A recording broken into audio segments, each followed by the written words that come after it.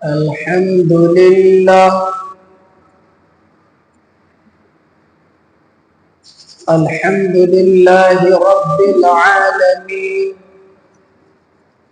والصلاة والسلام على سيد الأنبياء والمرسلين محمد وآله وأصحابه أجمعين.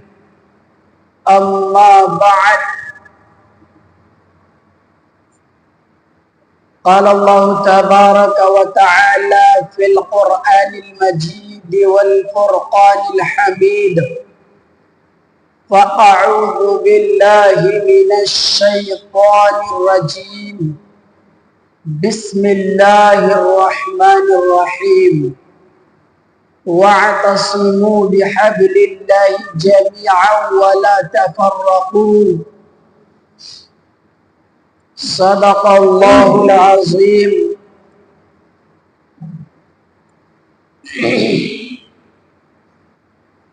وہ معزز تھے زمانے میں مسلمان ہو کر، وہ معزز تھے زمانے میں مسلمان ہو کر، اور ہم خوار ہوئے تاریخ قرآن ہو کر. معزز برادران، آج میری تقریر کا عنوان ہے اتحاد امت. دعا فرمائے رب تعالی مجھے اس موضوع کے تحت قرآن اور حدیث کی روشنی میں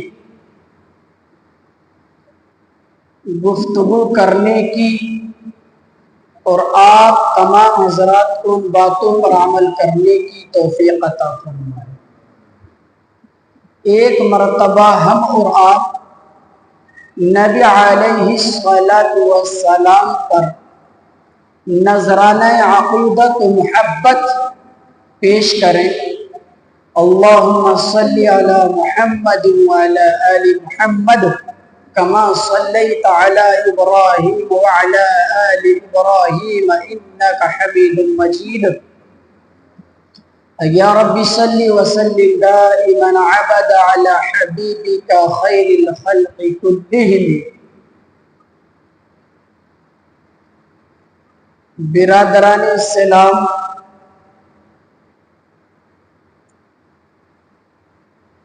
اللہ تبارک و تعالی نے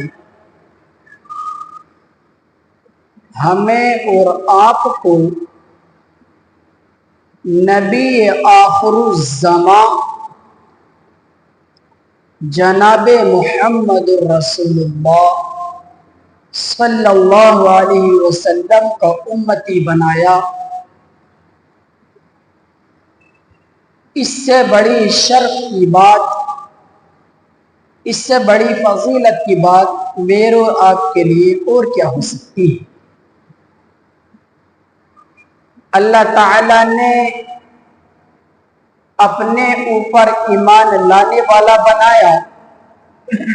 اللہ تعالی نے اپنی کتاب مبین پر ایمان لانے والا بنایا.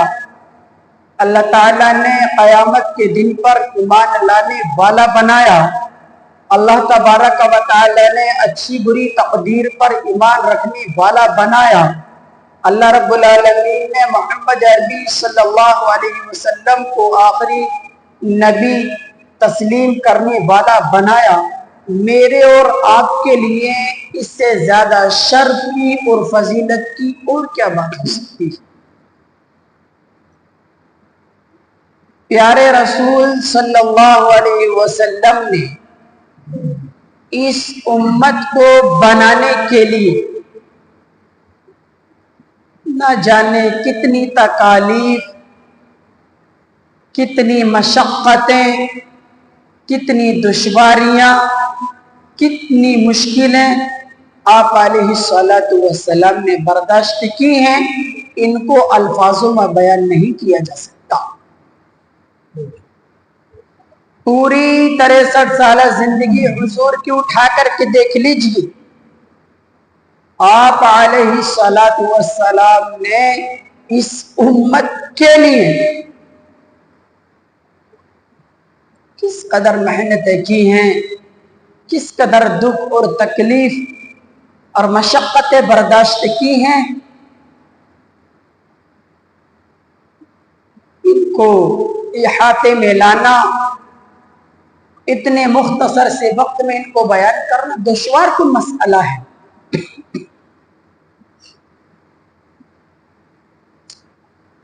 یہاں تک کہ حضور علیہ الصلوۃ والسلام نے ایک حدیث کے اندر ارشاد فرمایا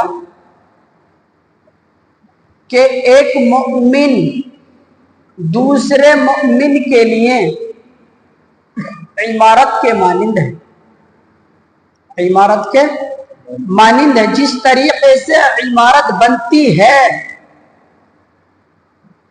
بنیادیں اوپر کو آتی ہیں اور ایک اینٹ دوسری اینٹ کے اوپر جب رکھی جاتی ہے تو وہ ایک اینٹ دوسری اینٹ کے مضبوط کرنے کا ذریعہ اور سہارا بنتی ہے۔ اسی طریقے سے پیغمبر خدا محمد صلی اللہ علیہ وسلم نے فرمایا کہ ایک مؤمن دوسرے مؤمن کے لیے مثل عمارت کے۔ ایک حدیث کے اندر ارشاد فرمایا المسلم اخو المسلم، مسلمان مسلمان کا بھائی ہے، مسلمان مسلمان کا بھائی ہے۔ نہ تو کسی گورے کو کالے پہ فضیلت، نہ کسی امیر کو غریب پر فضیلت، نہ کسی بلڈنگوں میں رہنے والے کو چھپروں میں رہنے والے پر فضیلت، نہ کسی اعلیٰ نسب کے حامل شخص کو کسی کمتر نسب والے پر فضیلت۔ عصبیت کا اسلام کے اندر تصور ہی نہیں کیا جا سکتا۔ یہاں تو بات ہے تقوی کے اوپر، انما اکرمکم عند اللہ اتقاکم۔ اللہ تعالیٰ تمہاری ایمانداریوں کو نہیں دیکھتا، اللہ تعالیٰ تمہارے گھروں کو نہیں دیکھتا، اللہ تبارک و تعالیٰ تمہارے حسب اور نسب کو نہیں دیکھتا، اللہ تبارک و تعالیٰ تمہارے رنگ اور روپ کو نہیں دیکھتا، اللہ تبارک و تعالیٰ تمہارے معاشرے میں کیا اسٹیٹس ہے، تمہارا معاشرے میں کیا مقام اور مرتبہ ہے، اس چیز کو نہیں دیکھتا۔ پھر کیا دیکھتا ہے؟ قرآن سے پوچھئے، قرآن کہتا ہے انما اکرمکم عند اللہ اتقاکم، تم میں اللہ کے نزدیک جو سب سے معزز ہے، جو سب سے اعلیٰ ہے، جو اللہ کی نگاہ میں سب سے محبوب اور پسندیدہ ہے، جو سب سے زیادہ اعزاز اور اکرام کے لائق ہے، جو معزز ہے اللہ کے نزدیک سب سے زیادہ، وہ صاحب تقوی ہے، اللہ سے ڈرنے والا ہے۔ جو شخص اللہ سے خلوت میں، جلوت میں، خوشی میں، غم میں، ہر وقت اللہ تبارک و تعالی سے ڈرتا ہے، اللہ کے نزدیک وہ شخص بلند ہے، وہ شخص اعلیٰ ہے، وہ شخص افضل ہے۔ دنیا کے اندر ہم کیا سمجھتے ہیں؟ جو شخص سب سے زیادہ صاحب ثروت ہے، جو شخص سب سے زیادہ غنی اور مالدار ہے، معاشرے میں اس کا نام ہے، لوگ اس کو پروٹوکول دینے کی اور اس کو عزت دینے کی کوشش کرتے ہیں، حالانکہ اس کا کوئی مقام نہیں ہے، اس کا کوئی مرتبہ نہیں ہے۔ مقام اس کا ہے جو رب تعالیٰ سے ڈرتا ہے، مقام اس کا ہے جو اطیع اللہ اور اطیع الرسول کے پیغام کو زندہ کرتا ہے، مقام اس کا ہے جو اللہ اور اس کے رسول صلی اللہ علیہ وسلم کے بتلائے ہوئے طریقے پر چلتا ہے، مقام اس کا ہے۔ حضور علیہ الصلوۃ والسلام نے ایک حدیث کے اندر ارشاد فرمایا کن فی الدنیا کأنک غریب او عابر السبیل، औ कमा क़ाला अलैहिस्सलातु वस्सलाम, दुनिया के अंदर जिंदगी इस तरीके से गुजारो जैसे कि एक मुसाफिर जिंदगी गुजारता है। जैसे कि मुसाफिर चलता है, उसको मालूम है कि फला जगह मेरा कयाम है, फला जगह मेरी मंजिल आने वाली है। तुम भी दुनिया के अंदर एक मुसाफिर की तरह आए हो, एक ना एक दिन इस दुनिया को छोड़ करके जाना है। कुन फी दुनिया का अन्नका गरीब, जिंदगी ऐसे गुजारो जैसे कि मुसाफिर गुजारता है। ज्यादा लंबी चौड़ी आरज़ू में इस दुनिया के अंदर मत रखो, किसी को मत सताओ, किसी की बुराई मत करो, लोगों में आपस में तिफरकेबाजी ना डालो, भाई भाइयों के अंदर दरार पैदा ना करो, महल्ले महल्ले के अंदर तिफरकेबाजी ना डालो, पड़ोसी को पड़ोसी से मत लड़ाओ, गरीब को मालदार से और मालदार को गरीब से मत लड़ाओ, भाई भाइयों को आपस में मत लड़ाओ। अगर तुम ऐसा करोगे तो अल्लाह रब्बुल आलमीन तुमको सख्त सजा देगा, सख्त सजा देगा। आजकल गलत फहमियां मुआशरे के अंदर जन्म ले रही है। इस गलत फहमी की वजह से घर तबाह हो गए, खानदान के खानदान तबाह और बर्बाद हो गए, मुल्क के मुल्क बेरान हो गए, बस्तियां की बस्तियां हलाक हो गई, सिर्फ एक गलत फहमी की वजह से। जब तक गलत फहमी का इजाला नहीं किया जाएगा, बात को अच्छी तरीके से नहीं समझा जाएगा, भाई भाई से नाराज रहेगा, बीवी अपने शोहर से नाराज रहेगी, बाप बेटे से नाराज रहेगा, बहन भाई से नाराज रहेगी, गर्ज ये कि पूरा मुआशरा जहन्नम बन जाएगा, सिर्फ ये गलत फहमी की वजह से। किताबों के अंदर एक वाक़िया लिखा है, एक बादशाह था, उसका एक वजीर था। उस वजीर ने उस बादशाह से कहा कि बादशाह सलामत, तुम्हारी वाइफ, तुम्हारी बीवी, तुम्हारी घरवाली तुमको धोखा दे रही है, दूसरे के साथ उसका चक्कर चल रहा है। बादशाह सलामत, आपको कुछ खबर भी है? बादशाह ने कहा मेरी बीवी ऐसा नहीं कर सकती, वो भला मुझे क्यों धोखा देगी? खाने में उसको कमी नहीं, पीने में उसको कमी नहीं, सारी चीज मुहैया है, फिर भला वो मुझे धोखा क्यों देगी? फिर इसने बादशाह से हटके बादशाह की बीवी के पास गया और जाकर के कहा, मलका मोहतरमा, आपको पता भी है आपके शोहर बादशाह सलामत किसी और से जो है इश्क लड़ा रही है, तुम्हें धोखा दे रहे हैं, तुम्हें कत्ल करना चाहते हैं। अगर तुम ये चाहती हो कि तुम्हारे शोहर तुमसे मोहब्बत रखें, तुम्हें ना छोड़ें, तुम्हें अपने पल्लू से बांध करके रखें, तो मैं तुम्हारा इलाज कर सकता हूं। लेकिन बात यह है कि तुम्हें बादशाह की दाढ़ी के नीचे के 3 बाल ला करके देने पड़ेंगे। क्या कहा जी?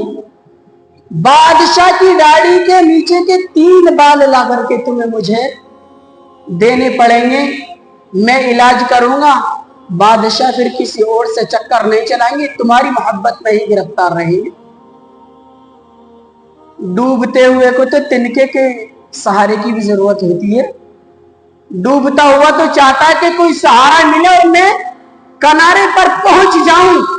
मलका मोहतरमा घबराई हुई थी, परेशान थी। इस बात को सुनकर के कहा कि ठीक है, फला दिन फला रात में जाकर के मैं बादशाह की दाढ़ी का बाल तोड़ करके तेरी खिदमत में पेश कर दूंगी, लेकिन याद रखना अपने वादे से मुकर मत जाना। मुसलमानों, वाक़िए को तवज्जो से सुनिएगा। इधर फिर ये खबरी लाल बादशाह के पास आ गया और आकर के कहा, तुम्हें मेरी बात पर यकीन नहीं था ना? کہ تمہاری بیوی کا کسی اور کے ساتھ چکر چل رہا ہے؟ تمہیں تمہاری بیوی دھوکہ دے رہی ہے، تمہیں یقین نہیں تھا نا؟ تو سنو، فلاں رات تمہاری بیوی تم کو قتل کرنے کا ارادہ رکھتی ہے، اور میری طرف سے بات یہ ہے، میں تم کو یہ ہدایت کرتا ہوں کہ تم بستر پر جانا اور لیٹ جانا اور اپنے آپ کو ایسا خیال کرنا جیسا کہ آپ سو رہے ہیں۔ چنانچہ وہ بادشاہ سلامت باتوں میں آ گیا اور بستر پہ گیا اور اپنے آپ کو ایسے لیٹا دیا جیسے کہ بہت گہری نیند میں سو رہا ہے۔ بیوی چونکہ اس سے وعدہ کر چکی تھی کہ فلاں رات میں تمہارے پاس جو تم نے مطالبہ کیا ہے بال لا کر کے تمہارا مطالبہ پورا کر دوں گی۔ ادھر بادشاہ کے ذہن اور دماغ کے اندر غلط فہمی ڈال دی گئی، ادھر اس کی بیوی کے ذہن اور دماغ کے اندر غلط فہمی ڈال دی گئی۔ چنانچہ دونوں نے اپنے اپنے پروپیگنڈے کو پیش کیا، اور بیوی اس شوہر کے پاس جا کر کے کھڑی ہو گئی، اور جیسے ہی اس نے اس کی داڑھی پر ہاتھ چلایا فوراً بادشاہ نے ہاتھ پکڑ لیا کہ ہاں، وزیر نے صحیح کہا تھا، یہ مجھ کو مارنا چاہتی ہے، مجھ کو ہلاک کرنا چاہتی ہے، میری زمین اور جائیداد پر قبضہ کرنا چاہتی ہے، اس نے سچ کہا تھا۔ میرے بھائی بزرگوں اور دوستوں، پھر کیا ہوا؟ پھر وہ ہوا جس کو نہیں ہونا چاہیے تھا، جس بات کا ڈر تھا وہی ہوا۔ بادشاہ نے اپنی گھر والی کو نپٹا دیا، اس کو قتل کر دیا۔ جب بیوی کے گھر والوں کو پتا چلا تو بیوی کے گھر والے آئے، انہوں نے بادشاہ کو قتل کر دیا۔ پھر جب بادشاہ کے خاندان والوں کو پتا چلا، انہوں نے ان کے گھر والوں کو قتل کر دیا۔ اور بات یہ تھی کہ ایک غلط فہمی نے دونوں خاندانوں کو آپس میں ملایا، جس کی وجہ سے دونوں کے دونوں برباد اور ہلاکت کے دہانے پہ پہنچ گئے۔ ایک چھوٹی سی غلط فہمی نے دونوں بادشاہوں کے پریوار کو، اس کے گھر والوں کو نیست و نابود کر دیا اور موت کے گھاٹ اتار دیا۔ اس لیے قرآن کریم نے کہا وَاعْتَصِمُوا بِحَبْلِ اللَّهِ جَمِيعًا وَلَا تَفَرَّقُوا، اے مسلمانوں، اللہ کی رسی کو مضبوطی سے تھام لو، گروہوں میں مت بٹو، فرقوں میں مت بٹو۔ آج لوگوں کو مزہ آتا ہے لڑائی کرانے میں، آج لوگوں کو مزہ آتا ہے بھائی بھائی سے جدا کرانے میں، آج لوگوں کو مزہ آتا ہے محلے والوں کو آپس میں لڑانے سے، آج لوگوں کو مزہ آتا ہے انتشار میں، تفرقے بازی۔ یاد رکھو لوگوں، جو مسلمان ایک مسلمان کی آپس میں لڑائی کرائے گا، ان کے دل کی دوری کو پیدا کرے گا، ان کی خون ریزی کا آپس میں وہ شخص اگر ذریعہ بنتا ہے، نبی رحمت محمد عربی صلی اللہ علیہ وسلم نے فرمایا ایک شخص کی عزت بیت اللہ سے زیادہ قیمتی ہے۔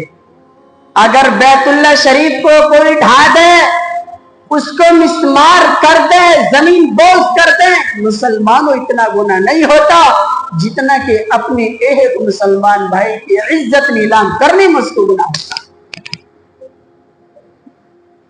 ایک مسلمان بھائی کی عزت، آج پورے معاشرے کے اندر یہ چیز عام ہوتی جا رہی ہے۔ سیاسی لوگ دوسری پارٹی کو غلط ٹھہراتے ہیں چند ووٹوں کے چکر میں۔ کچھ لوگ محلے کے اندر ایسے ہوتے ہیں کہ بھائی بھائی سے بھائی کو جدا کرا دیتے۔ نتیجہ کیا ہوتا ہے؟ نتیجہ کیا ہوتا ہے؟ یہ شیطانی عمل ہے۔ اس لیے ضرورت اس بات کی کہ اتحاد پر قائم رہیں، سنی سنائی باتوں پر عمل نہ کریں۔ ہر سنی سنائی بات سچی نہیں ہوا کرتی، ہر سنی سنائی بات حق اور سچ نہیں ہوا کرتی۔ اللہ تبارک و تعالی نے انسان کو مرد بنایا ہے، اس کی سوچ بھی عورتوں کے مقابلے میں زیادہ ہوتی ہے۔ عورت کی بات سن کر کے ایک دم پھول جاتی ہے، عورت کی بات سن کر کے ایک دم بگڑ جاتی ہے، لیکن اللہ تبارک و تعالی قرآن میں فرماتا ہے الرجال قوامون علی النساء کہ اللہ تعالی نے مردوں